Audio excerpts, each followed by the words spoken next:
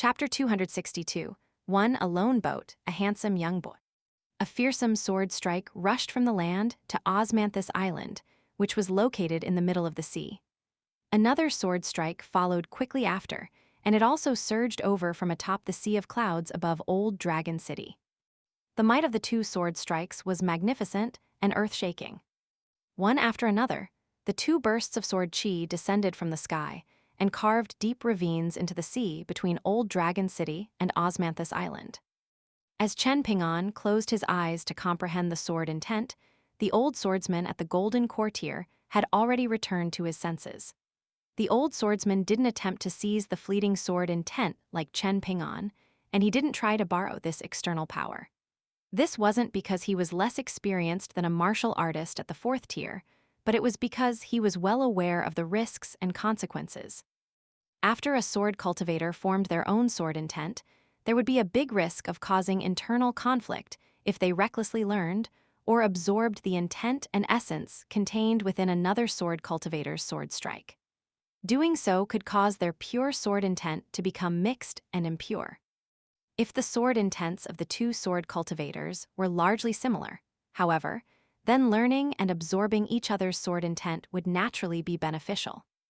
The sword intent of Ma Zhai's bonded flying sword, Shade, was founded on the principle of seeking shade under a tree. Thus, its sword intent was aligned with the spring chill, heavy snow, clear springs, and so on. At the same time, it was not aligned with large fires, scorching summer heat, furnaces, and so on. This was completely different from the killing intent and attacking nature of the two strikes from the clouds, which had seemingly been derived from the true intent of battlefields. Thus, the old swordsman naturally wouldn't follow the traces of these sword strikes to seize and learn their sword intents. In contrast, some junior sword cultivators who had only just advanced to the middle 5 tiers and possessed unstable sword intents might benefit from seizing and learning these sword intents even if they were starkly different from their own.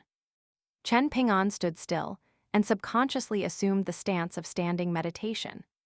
Just how experienced and observant was Ma Zhai? He naturally wouldn't disturb the young boy while he was enjoying this small, fated opportunity. In fact, he even purposely raised a hand and flicked his sleeve, casting aside some of the cool shadows offered by the ancestor trees. Not only that, but he actively grabbed some wisps of the fast-disappearing sword chi, allowing them to seep into the small courtyard such that Chen Ping'an could comprehend them to a greater degree. Meanwhile, Ma Zhai felt an even deeper sense of respect and awe toward the sword cultivator in Old Dragon City.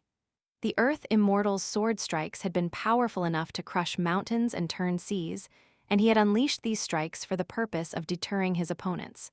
This wasn't very surprising. What truly determined the Earth Immortal's distance to the upper 5 tiers was, in fact, something beyond the external might of his strikes. Rather, one had to consider the cohesion of the sword intent. If the sword intent was scattered and its essence was chaotic, and if the sword intent leaked into the surroundings, then even if it was powerful, it reflected the swordsman's inability to flawlessly control their sword intent. The sword cultivator who had boldly unleashed the sword strikes from Old Dragon City had maintained cohesion in their sword intent even though the strikes had crossed so far into the sea.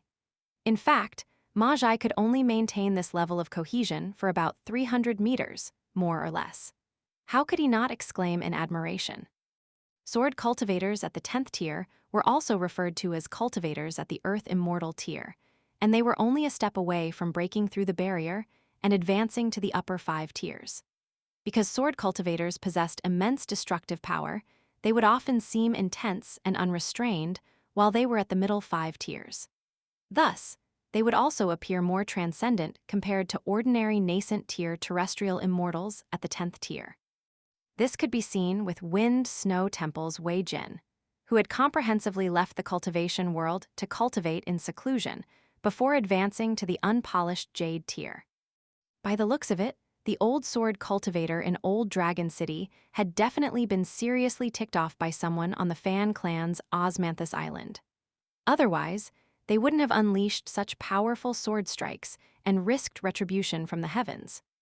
Ma Zhai used his mind to communicate with Aunt Gui, asking, "Lady Gui, which powerful figure was that?" Are they targeting our Fan clan, or are they having a conflict with a passenger on the island? Aunt Gui hesitated for a moment before giving a vague answer, saying, "It's most likely a transcendent cultivator from Old Dragon City, and they probably got into a conflict with some Jiang clan disciples from Parasol Leaf Continent's Jade Tablet sect. The Fan clan and Osmanthus Island needn't worry about them. We simply need to remain neutral." Ma Jai sighed with emotion and said, "Since this is a fight between immortals from the mountaintops, all we need to do is enjoy the show." Aunt Gui smiled faintly and replied, "That's only natural."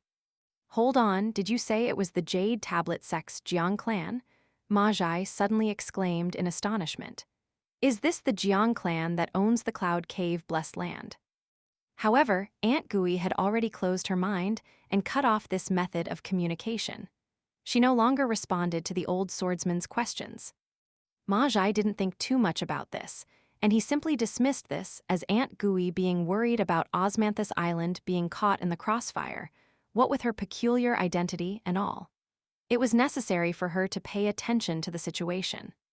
Seeing that Chen Pingan was still practicing standing meditation, Ma Jai decided to retract his flying sword and sit down by the stone table. There were numerous grotto heavens and blessed lands in the world, and the 10 large worlds, 36 small worlds, and 72 blessed lands were shared among Majestic World and the other worlds. They were divided by quality, and the Limpid Pond blessed land owned by Eastern Treasured Vile Continent's Divine Edict sect was a very low-quality blessed land. Meanwhile, the Cloud Cave blessed land owned by Parasol Leaf Continent's Jiang clan was quite an extraordinary blessed land. When Chen Pingan finally opened his eyes, the old man smiled and asked, "How was it?" Chen Pingan smiled and replied, "I only understood the impressive nature of these sword strikes. However, I can't quite explain why or how they were impressive. After mulling over this for a long time, I was only able to vaguely gain some understanding. What a great pity. It would have been good if the sword strikes were a little bit slower." Should a sword cultivator at the Earth Immortal tier consult with you, Chen Pingan, first before deciding the speed of their sword strike? Ma Jai remarked in amusement. Chen Pingan scratched his head and replied, "Of course I wouldn't dare to request this." Chen Pingan suddenly became filled with anxiety. Perhaps a sword cultivator is trying to destroy Osmanthus Island. Ma Jai waved a hand and replied with a leisurely smile, "No, they're simply at odds with some passengers from Parasol Leaf Continent who are currently on the island. It's because of this that they unleashed 2 sword strikes to display their might. Their sword strikes were very skillful, and they brought absolutely no harm to the foundation of Osmanthus Island.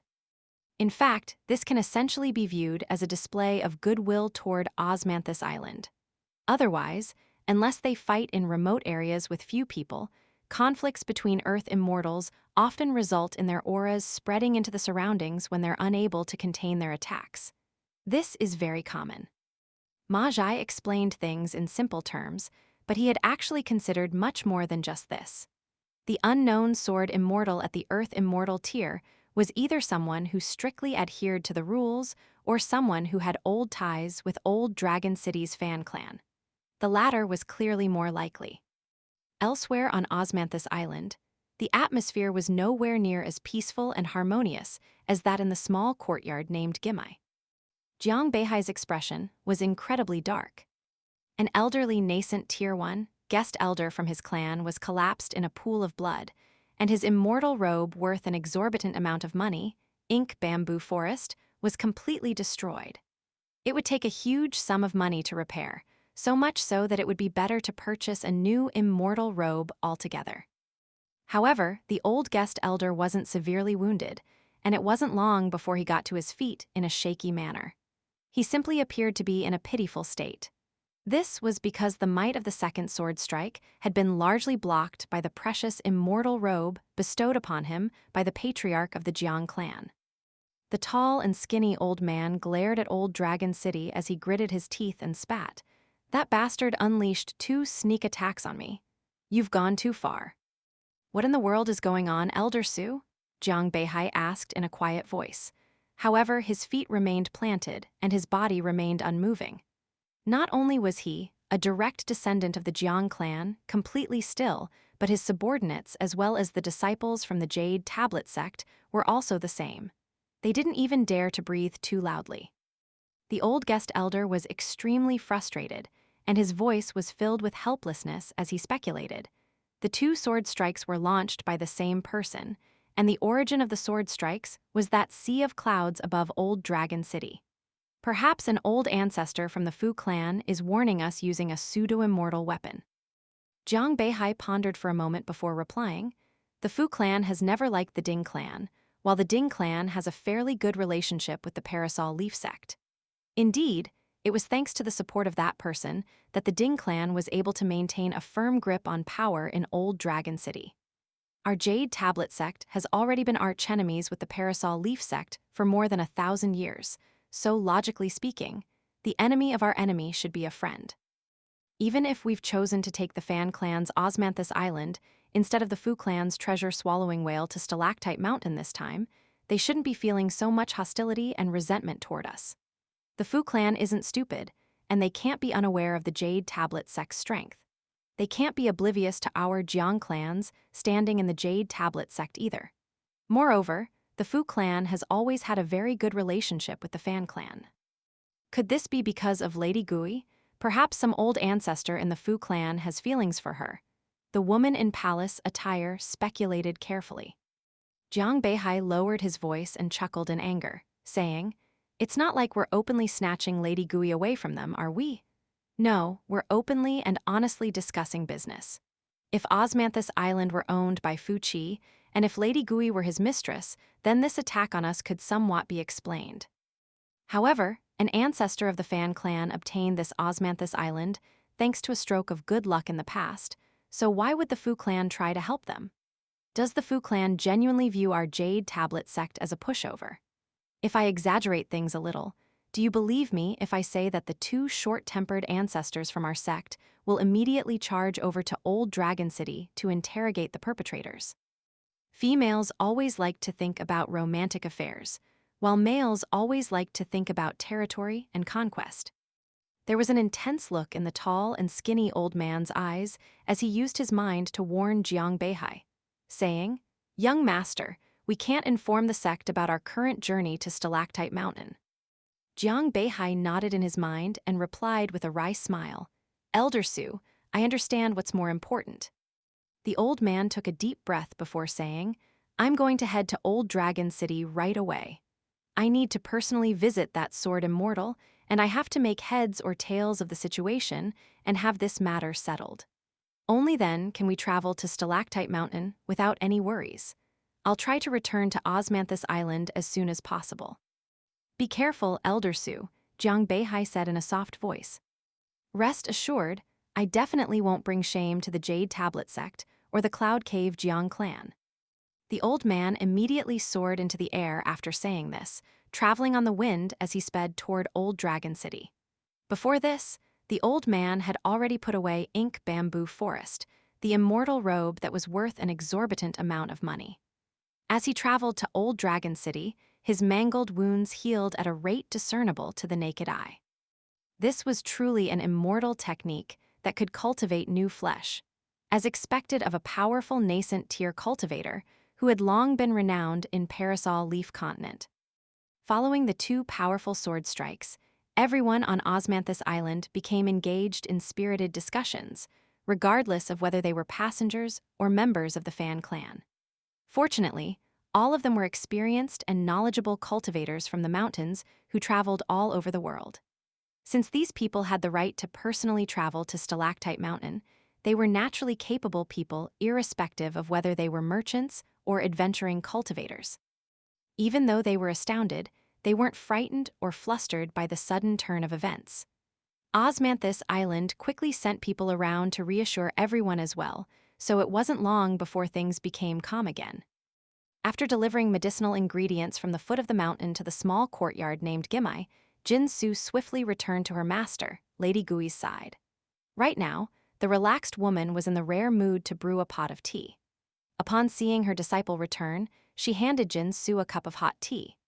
Jin Su sat down, and before she could even take a sip of her master's home-brewed tea, Her mind had already calmed down thanks to the influence of her master. Lady Gui knew that Jinsu had many questions on her mind, yet she didn't want to talk about this matter too much. She smiled faintly and said, "This is undoubtedly an unexpected disaster for that young master from the Jiang clan. However, this is a blessing from the heavens for you and me. Jinsu, there's no need to ask any questions. After returning from Stalactite Mountain, I'll try my best to arrange a meeting between you and the person who unleashed the sword strikes." She chuckled softly before continuing, "There's always a higher heaven, and there's always a more capable person. This isn't a nonsensical statement, and you'd best restrain yourself when you travel around the world by yourself in the future." Jinsu didn't pay much heed to these words of wisdom. She had already turned around to gaze at the distant old dragon city, her eyes filled with eager anticipation. Inside the small courtyard that held itself aloof from worldly affairs, there was absolutely no need to worry about these winds sweeping through the mountains. Afterward, Chen Ping'an practiced the sword with the elderly Golden Core tier swordsman every day. Ma Zhai only needed to do 3 things. The first was to summon his flying sword and have it become intangible as it entered Chen Ping'an's body. After doing this, he could help Chen Ping'an temper his 3 immortal souls, consolidating the path for his embryo light, refreshing spirit, and serene essence. The second was to suppress his cultivation level and control his flying sword, Shade, using the techniques of a sword cultivator. He would then spar with Chen Ping'an. Finally, Ma Zhai needed to observe Chen Ping'an as the young boy practiced sword techniques from the proper sword scripture. He would provide guidance for Chen Ping'an, and he would also correct Chen Ping'an whenever he found flaws in the young boy's posture. However, Chen Ping'an's manner of practicing the sword was very interesting. He didn't draw a sword from his wooden sword case, and he simply shaped his hand as if he were holding a sword. Ma Zhai had asked Chen Ping'an about this, yet Chen Ping'an's answer had been relatively absurd and ridiculous. Chen Ping'an had explained that of the 2 swords in his sword case, the one named Subduing Demons was someone else's sword, so he naturally couldn't use it without permission. Meanwhile, he had used Eliminating Fiends, the Locust Wood sword, once on the battlefield before, but he had discovered that it was far too light for his liking. Chen Ping'an felt like he needed to get himself an iron sword of suitable weight for his first practice sword. Otherwise, it would feel wrong if he wielded a sword that was so light that it almost felt non-existent. He needed to wield a heavy sword and still be able to unleash extremely quick sword strikes. That way, he would have the option to switch to a wooden sword if he came across a powerful opponent that his heavy sword couldn't defeat in the future. With a wooden sword, he could then unleash his quickest sword strikes against his opponent. As a powerful cultivator who was viewed as a transcendent deity by mortals, Ma Zhai had little interest in the sword techniques of martial artists. Thus, he didn't have any strong feelings regarding the stubborn pursuits of Chen Ping'an, a developing swordsman. In fact, he even felt a hint of scorn deep in his mind. If one dug around the fields for food, just what kind of extremely rare treasures did they expect to find? If Chen Ping'an were interested in tempering his sword intent, however, then Ma Zhai most likely wouldn't be able to refrain from discussing this for 3 days and 3 nights with Chen Ping'an. The Osmanthus girl, Jinsu, would deliver 3 meals a day to the small courtyard, and she was incredibly relieved that Chen Ping'an didn't try to take advantage of her and boss her around as if she were truly a lowly maidservant. He didn't ask her to run around and fetch things, nor did he ask her to assist him in changing and bathing. Otherwise, this would have truly given her a big headache. Even when it came to changing the medicinal water in the bathtub, it was still Chen Ping'an who did this by himself. This caused Jinsu to finally develop a sliver of a good impression of Chen Ping'an, the young but esteemed guest of the Fan clan. Apart from this, she needed to replenish the Osmanthus wine in the Gimai courtyard every so often. With Jinsu's status, she could naturally choose to bring dozens of pots of Osmanthus wine to the small courtyard all at once. However, she had ultimately decided against choosing this much simpler solution. Part of the reason was so that she could see the young boy again, giving her more opportunities to determine his power. After all, distant journeys across the sea were slightly dull and mundane for Osmanthus girls like them, especially since they were already very familiar with these routes. There were the so-called 10 sceneries of Osmanthus Island, including things like the bright moon rising with the tides. One could vaguely see osmanthus trees growing on the moon, which would then create mirages of ancient palaces. During the journey, passengers could also see schools of flying fish circling around Osmanthus Island, and so on. In the beginning, the Osmanthus girls had also been enthralled by these incredible sights. In fact, some passengers would even pay artists to paint these beautiful scenes for them. After seeing them again and again, however, the Osmanthus girls were no longer astonished by these sights. Instead, they were more interested in the peculiar people and strange events that took place on Osmanthus Island. 1. The nascent tier is the 10th tier.